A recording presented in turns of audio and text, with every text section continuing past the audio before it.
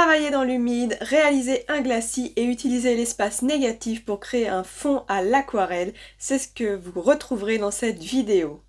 Et si tout va bien, la semaine prochaine, la vidéo devrait être consacrée au concours des 100 abonnés YouTube.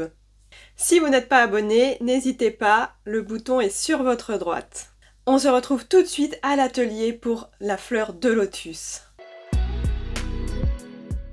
Ravie de vous retrouver pour cette nouvelle aquarelle de fleurs de lotus. Je ne vais pas vous montrer l'intégralité de la réalisation des pétales car ça n'aurait aucun intérêt puisque j'ai fait à peu près tous les pétales de la même manière. Ce qu'il faut surtout retenir en premier, c'est que comme c'est un travail dans l'humide, on ne peut pas peindre des pétales qui sont côte à côte, donc il faut toujours laisser un espace blanc sec entre deux pétales. Mon esquisse a été réalisée avec un crayon graphite aquarellable de couleur rose, donc il va complètement disparaître avec l'eau déposée. Pour peindre ces pétales, j'ai utilisé un mélange de lac de Garance clair avec du quinacridone violet. De temps en temps, j'ai fait varier ce mélange pour qu'il soit un peu plus rosé ou un peu plus violacé. Mon procédé a été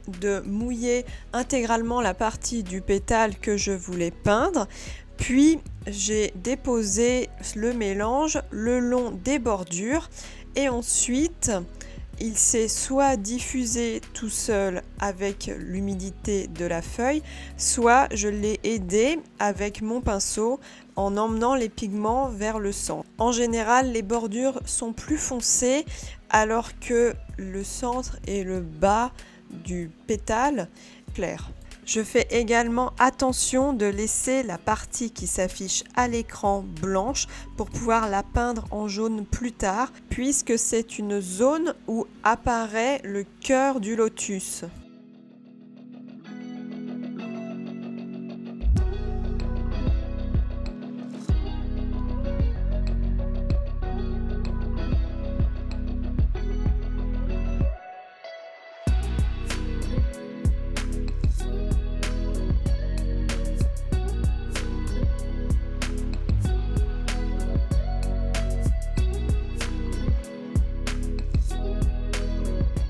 Je suis en train de passer un glacis sur ce pétale, c'est-à-dire qu'avec mon mélange très dilué, je repasse une fine couche d'aquarelle sur le pétale.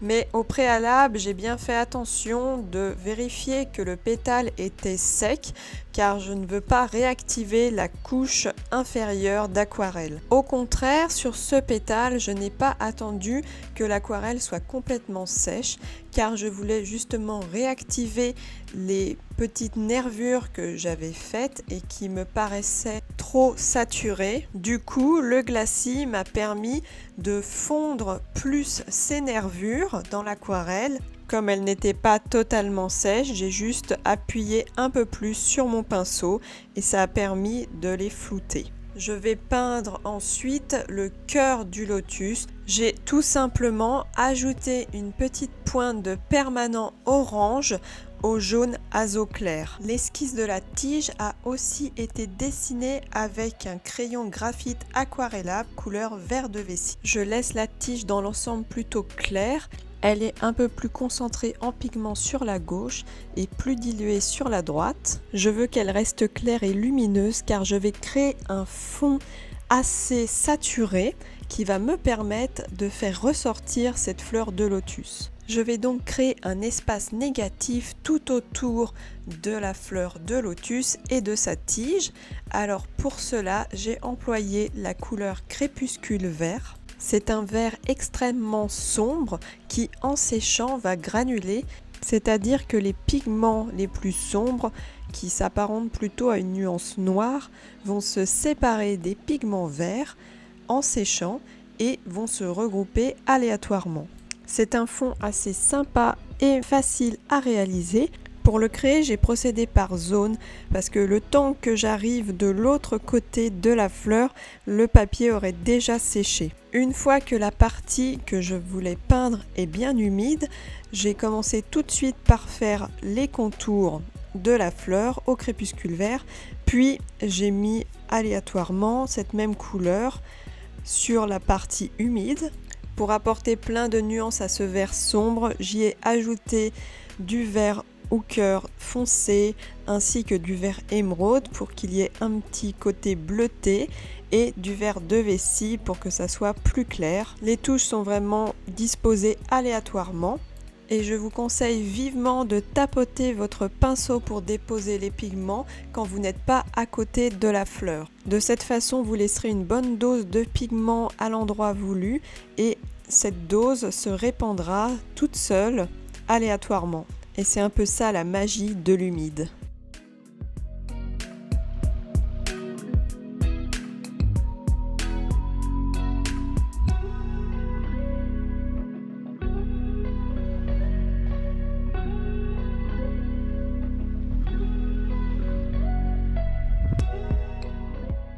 Je n'hésite pas du tout à prendre des pigments bien concentrés pour le crépuscule vert parce que vous allez voir qu'en séchant, il va beaucoup s'éclaircir.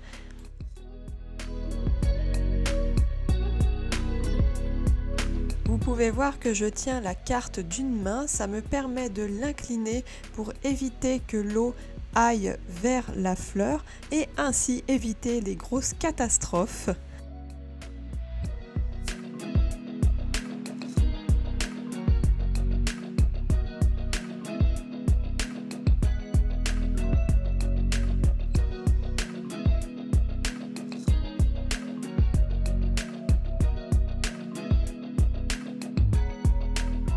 Le fond est terminé, il est sec. Je vais donc passer aux finitions. À l'écran, vous voyez que la bordure qui est le long des pétales n'est pas très nette. Je vais donc me munir d'un tout petit pinceau. Il y a donc deux possibilités pour résoudre ce problème, mais elles ont chacune leurs limites. Je vais vous montrer les deux solutions. La première consiste à mouiller le pinceau, puis l'essuyer pour qu'il soit juste humide et frotter au niveau des pigments pour les pousser vers le bord du pétale. Bien sûr, il ne faut pas frotter trop fort, cependant ça ne marche pas avec ce papier ni avec cette aquarelle, ça m'enlève les pigments et le papier apparaît encore plus, ce que je ne veux surtout pas. Parce que la couleur du fond me le permet, j'ai donc opté pour la seconde solution, c'est-à-dire rajouter des pigments de crépuscule vert tout le long des pétales. Et vous voyez, ça m'a complètement caché le blanc du papier, très simplement. Cette aquarelle est terminée, j'espère qu'elle vous aura plu. Vous devriez la retrouver prochainement dans le cadre du futur concours 100 abonnés. Et bien évidemment, elle ne sera pas toute seule, mais je vous en dirai plus sur la prochaine vidéo. N'oubliez pas de vous abonner pour ne pas manquer cette future vidéo concours. Vous pouvez aussi commenter pour me proposer des sujets à réaliser. En attendant, je vous souhaite de réaliser de belles aquarelles et à très vite!